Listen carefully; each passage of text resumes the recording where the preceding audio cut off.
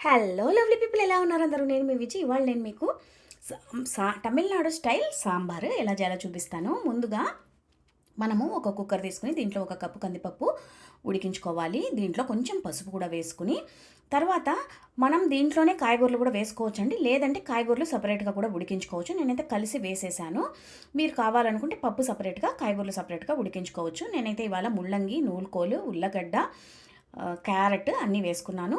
తర్వాత కుక్కర్ మూత మూసేసి ఒక 3 విజిల్స్ రానివ్వాలి. ఇప్పుడు ఒక కడాయిలో 2 స్పూన్ల ధనియాలు, 1 స్పూన్ జీలకర్ర, 2 స్పూన్ల శనగపప్పు, 1 స్పూన్ మిరియాలు, అర స్పూన్ మెంతులు, ఒక చిన్న నిమ్మకాయ సైజంత చింతపండు, ఒక 10 ఎండుమిరపకాయలు, తర్వాత కొంచెం పచ్చి కొబ్బరి వేసి దీన్ని నీళ్లు పోసుకుని ఇలా పేస్ట్ లాగా చేసుకున్నాను. చింతపండు అన్నీ మొత్తం దీంట్లోనే వేసేసుకున్నాను. ఇప్పుడు చూడండి, మన పప్పు చక్కగా ఉడికిపోయింది, కాయగూరలు కూడా బాగా ఉడికిపోయాయి. ఇప్పుడు మనం దీంట్లో ముందుగా చేసి పెట్టుకున్న పేస్ట్ ఉంది కదా, అది దీంట్లో వేసేసుకోవాలి. తర్వాత మనం దీంట్లో తగినట్టుగా నీళ్లు పోసుకుని కన్సిస్టెన్సీ అడ్జస్ట్ చేసుకోవాలి. ఒక కప్పు దాకా నీళ్ళు అయితే పడతాయి. తర్వాత దీన్ని బాగా ఉప్పు వేసి తెరలనివ్వండి.